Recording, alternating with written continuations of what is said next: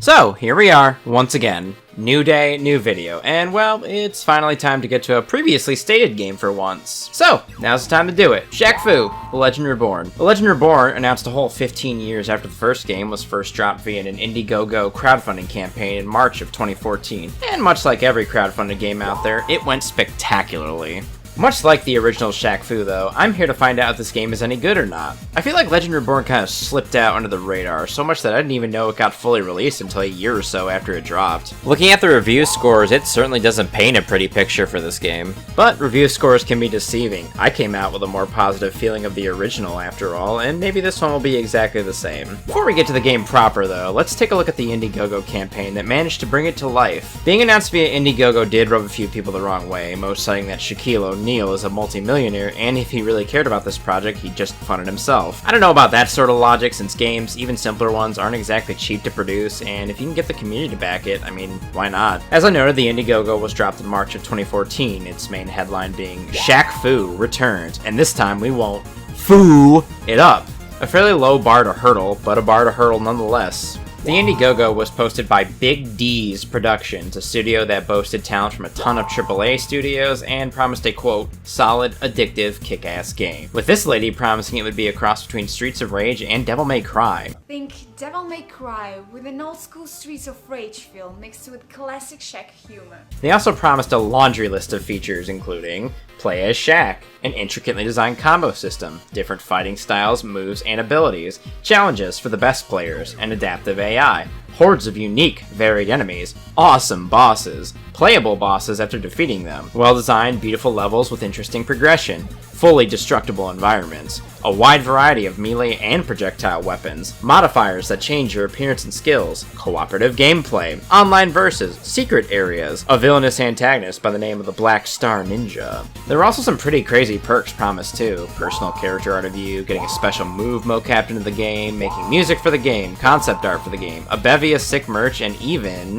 Shaq following you on Instagram. To be serious though, some of these perks cost upwards of $20,000, and they were claimed! Some person threw $35K at Legend Reborn, so Shaq would be his personal DJ. Well, whoever you are, I hope you got your DJ Shaq. The subscribed reboot sounds pretty awesome though. I mean, side-scrolling beat 'em up with all these crazy features? Sign me up, let's clobber some nerds with Shaq O'Neal. With all these promises though, Legend Reborn's Indiegogo only just barely crested over its $450,000 goal, ending with a total of $458,884. 4 years of development time later, Shaq Fu, A Legend Reborn was finally released on 6/5/2018. Something I do want to note really quickly though is some of the Indiegogo posts leading up to the game's release. Big D's mentioned being 99% complete with the game way back near the end of 2016, so it took almost a whole year and a half to finish up from being that near completion. A later post mentions wrangling with some unforeseen difficulties and primarily talks about the story. To quote it specifically, we wrote the game 3 years ago and had no idea what history had in store for the world at that time. As a result, we had to change certain narratives because things got a little Nostradamus as the months unfolded. Some major plot changes meant we had to rework sections of the game that had a huge impact on the story overall. What the hell does that even mean? Okay, I'm gonna take it on faith that the event they're speaking of is Trump's election in 2016. So because of that, you decided to rewrite massive sections of your story?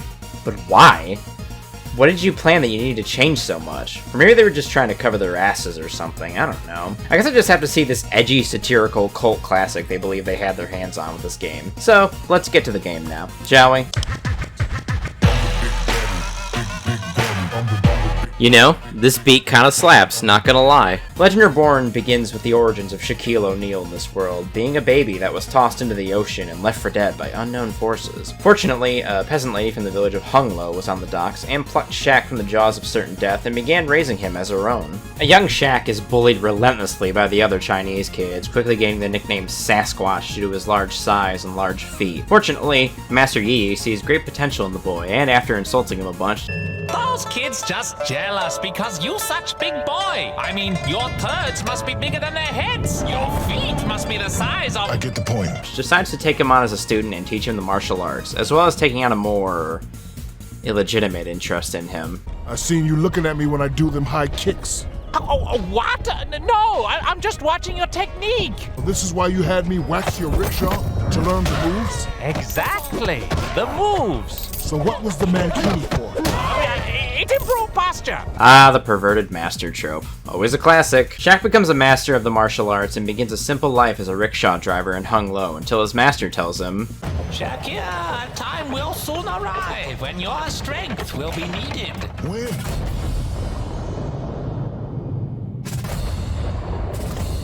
Right about now.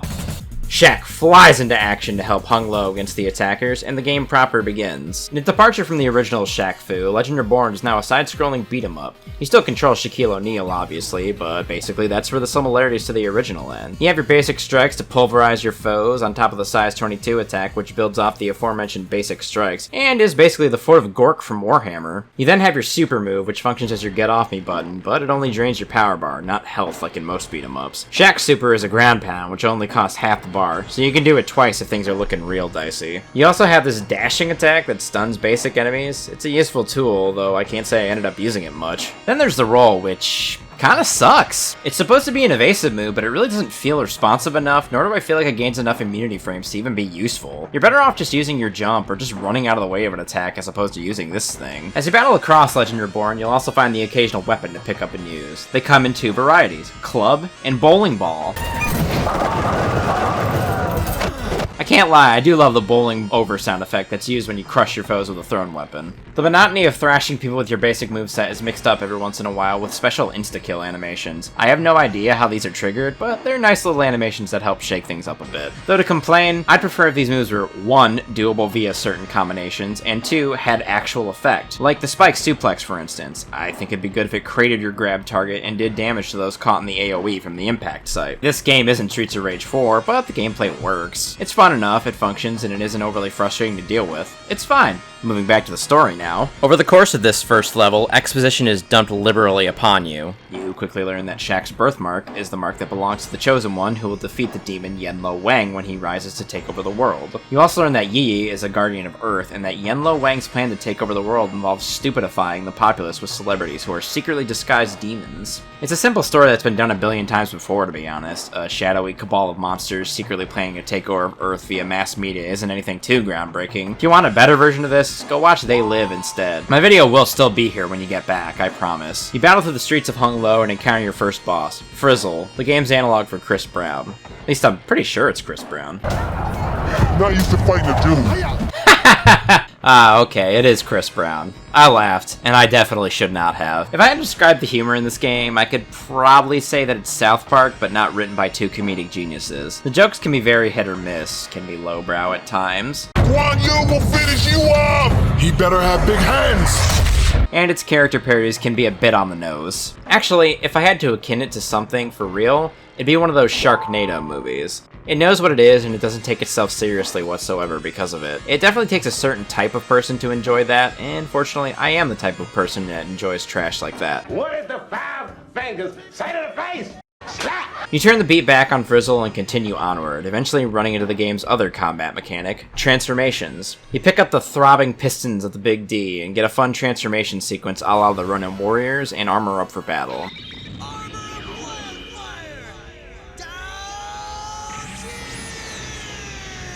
In your transformed state, you're basically invincible, do a shit ton of damage very quickly with your punches, and you basically plow through the legions of enemies set at you. Now you can overheat, which disables you momentarily, but you avoid that by doing your super move, which clears the screen. There are no weakness, and it's kinda awesome because of it. These little segments are placed almost perfectly throughout the game, lasting just long enough to not get boring, and it makes you feel like a god. It's a shame there's only 2 in the game, Big Diesel and the Shaqtus, even though the Indiegogo mentioned a 3rd, the Big Baryshnikov. Weird. After this fun little segment, you run headlong into the next boss, Arthur O'Deal. Oh yeah, this one's kinda obvious. That face had to be made of rubber, but why'd you choose the body of a bloated Oompa Loompa? The engineers forgot to fit this thing with an anus. It's now a giant crab sack filled with 8 decades of excrement. Oh yeah, this one's kinda obvious. Yi takes a blast from O'Deal to protect you, and the boss fight proper begins. You beat O'Deal down and speak to your master for one final, emotional time. Yi gives you the name of the next disguised demon, Babyface, and then promptly dies. After a good NO! Shaq takes off on a nearby cargo ship to begin his journey to eliminate the rest of the demons. And this is how the rest of the game goes, basically. You head to the next boss, take them down, then head to the next one. You head to South America because Babyface was deported from the USA by popular demand. Babyface is Justin Bieber, if that wasn't obvious enough already. He fires eggs and challenges you to a dance-off, which means nothing for some reason. Kinda wish it would have done, you know, damage to him at least if you won. Kill him, get a message from a Kardashian meant for Babyface, and head to LA to kill her. You face off with Candy, who transforms into a giant ass and attacks, predictably. Now it's time for a Roundbeard's cannon. That taco's coming back with a vengeance. Man, this really gives a new definition to kicking ass. After defeating the giant bum, you learn via your gold bomb with Yi your next target is in Fiji. You head to Fiji and you run into kilted fascist goons and red-hooded KKK members here. About to feel some good old-fashioned fire and brimstone! Nothing I hate more than a levitating bigot. Same, Shaq, same. Your next boss is Mel Gibson. Breakers and a giant! Because I like to show you what mean really is. Bitch, cunt, whore.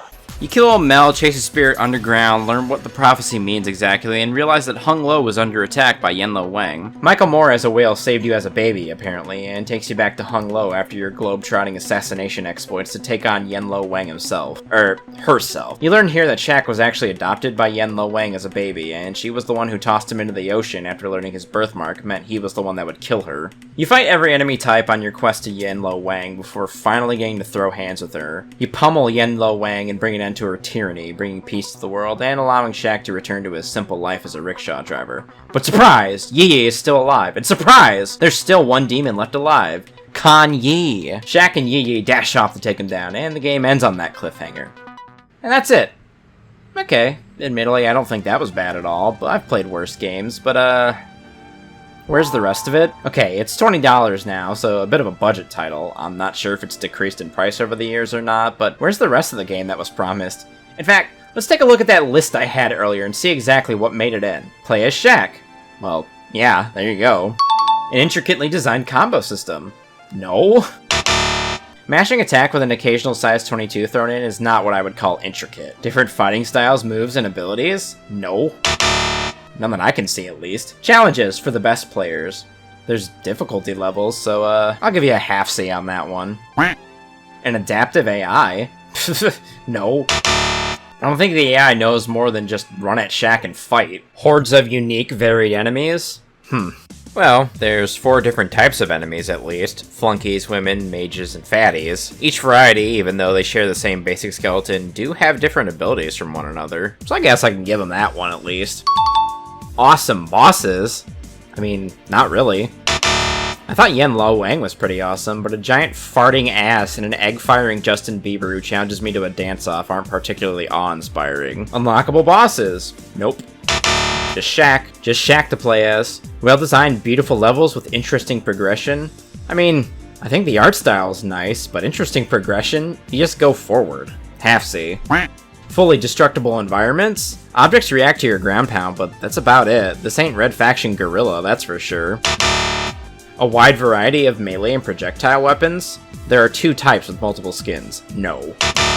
Modifiers that change your appearance and skills? Big Diesel and Shaqtus, I guess. Co-op? Nope. Online versus? Nope. Secret areas? None that I could find. Black Star Ninja? There are ninjas in this game, but I'm pretty sure this is the Black Star Ninja, and he ain't there, so no.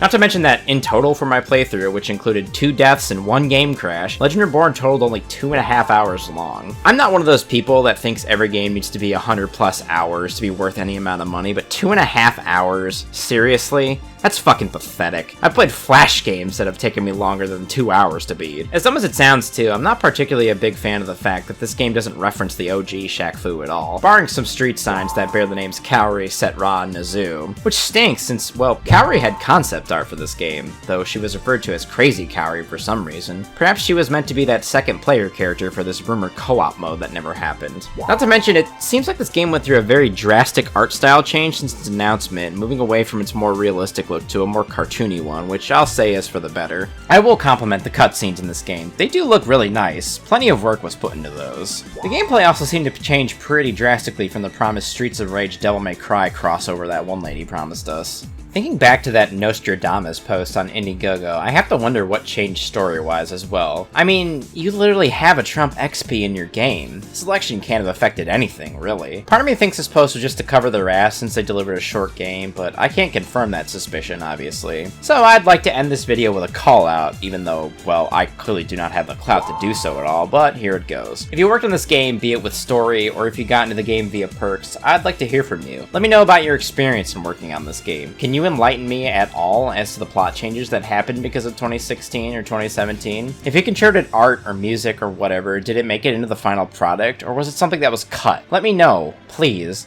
I'd love to learn more about this game and if there's more under the surface here. On that desperate plea though, I'll end this video. Don't worry, Shaq Fu will be covered, but in another video, since I think this one's going on long enough as is. I'm Hades Manticore, this is City State Manticore. Leave a like if you enjoyed this video, subscribe if you want, and I'll see you in the next one. Goodbye.